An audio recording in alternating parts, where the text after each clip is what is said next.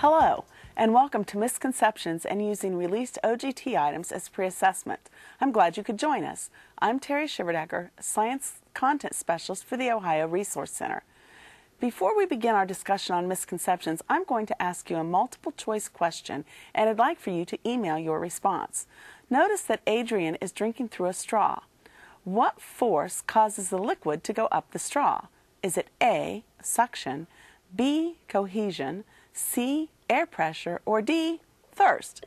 Use the Submit a Question button and type your answer A, B, C, or D in the subject line. We'll let you know how you did at the end of our live program. Also, you can join our discussion by submitting your email questions about today's topic. Do so early and we'll answer as many as we can at the end of the live program.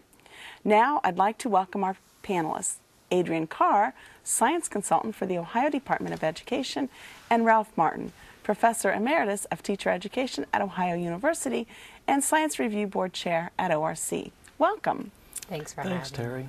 Okay, well, let's get started with this, and let's begin by defining what misconceptions are. Ralph? Misconceptions can go by different names. Sometimes they're called naive understandings, and basically what those alternate names sometimes do is make it sound nicer than it really can be. Misconceptions fundamentally are wrong understandings about science. And these aren't made on purpose because students are always using their curiosity to go around and process the experiences that they have to make meaning. Sometimes it's only partly correct.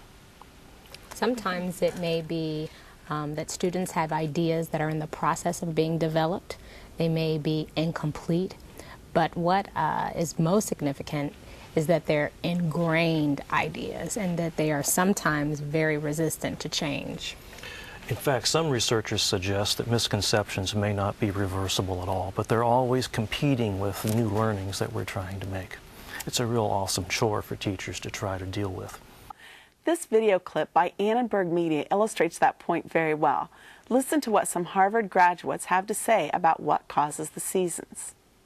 Okay, I think the seasons happens because as the Earth travels around the sun, it gets nearer to the sun, which produces warmer weather, and gets farther away, which produces colder weather, and hence the seasons. How hot it is or how cold it is at any given time of the year has to do with the closeness of the Earth to the sun during the seasonal periods.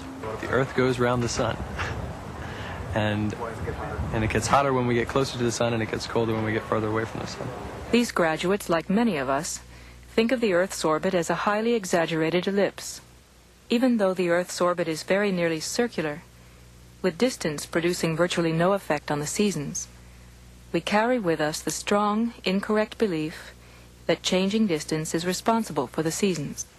I took physics, planetary motion, and relativity, and electromagnetism and waves. I've never really had a scientific background whatsoever, and I got through school without having it. I've gotten very far without having it. I had quite a bit of science in high school, yeah, through physics, first year, and 2 years of chemistry.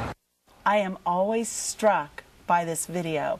These bright, articulate young adults who have had wonderful education still have misconceptions about what causes the season.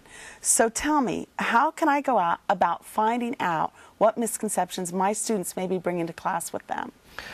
I feel the same way you do about the video, and I think it's really important to keep in mind that it isn't so much a matter of intelligence or lack of intelligence, that even very bright, well-educated people can harbor misconceptions about any number of things. And we come to our classes and face our teachers with different backgrounds, different experiences, and all of these driven by processes of natural curiosity to figure out our world and to inquire about it leads to constructed understandings that we take as being correct. Also, as a teacher, you could prepare yourself by learning about some common misconceptions. There are several resources. Some are in ORC's collection. Number 9951 is one example. There's another about misconceptions in ORC's collection, number 11855. And there's also a very good book written by Rosalind Driver called making sense of secondary science. So there's lots of resources that teachers can arm themselves with. What do my students really know before you teach the lesson? Mm-hmm.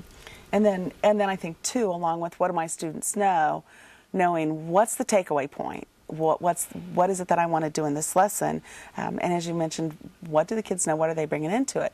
Ralph, what are some strategies that we can use? Well, the simple one is and the obvious one that we probably need to use more is talk to them, listen to them, probe, go a little deeper than the superficial answers. Spread the questions around and involve all the learners. Don't just assume that because a sampling of hands in class is giving you the answer that you want to hear, that they all have it. That's not really the case. In fact, we need to involve students in situations that cause them legitimately to talk to each other and challenge each other's perspectives by asking for evidence, and listen in on that too to hear how the dialogue is going. If we do this early, and if we do this often in our lessons, we're going to take many strides in uncovering the misconceptions that might surprise us. Okay, so we want to know what are some common misconceptions so we can have some ideas ahead of time what thoughts our students might be coming into class with. And we really want to talk with them in depth about what they're learning and listen closely to the wrong answers as well as the right answers. We can learn a lot about our students' thinking then. So now that I've identified the misconceptions, how can I overcome the misconceptions or avoid teaching misconceptions? Well, I hope that we could avoid them in the first place, and maybe we can talk about that. But in terms of dealing with the misconceptions, we have to be honest with ourselves and face that there is no easy fix for this. The beliefs are deeply ingrained in the learners' minds, and what's there is there. We cannot simply retell them what the correct answer is, or just reteach the lesson the way we did before and hope that any of the incorrect learning is changed. That's just not likely to happen. Dealing with misconceptions requires us to be creative. It requires us to be interactive, find out what students are thinking and why they're thinking it, and to take responsibility for some of the things that we might do that we don't think so much about. For example, how we use language. There is such a thing as vernacular misconceptions that deals with how we use language. And one that I've read in the literature deals with glaciers. If I say glaciers retreat, we know what that means. But if you take it at face value and think about what the word retreat likely means to a younger learner, they may form this erroneous belief that, well, somehow glaciers decide to get up and go away, when in fact we would be better off using word substitutions that are more accurate, like glaciers melt or maybe even recede. Myths also are part of the problem. If you consider how many of us have never heard lightning never strikes twice in the same place, if I can get that up because it's such a myth. The people we respect tell us that. We tend to believe it without questioning it, but it's not really true. Does lightning have a mind of its own and decide where or where not it will strike? No, it just doesn't work that way. Myths are oftentimes passed down from the generations, and they can be a part of the misconceptions that learners bring with them.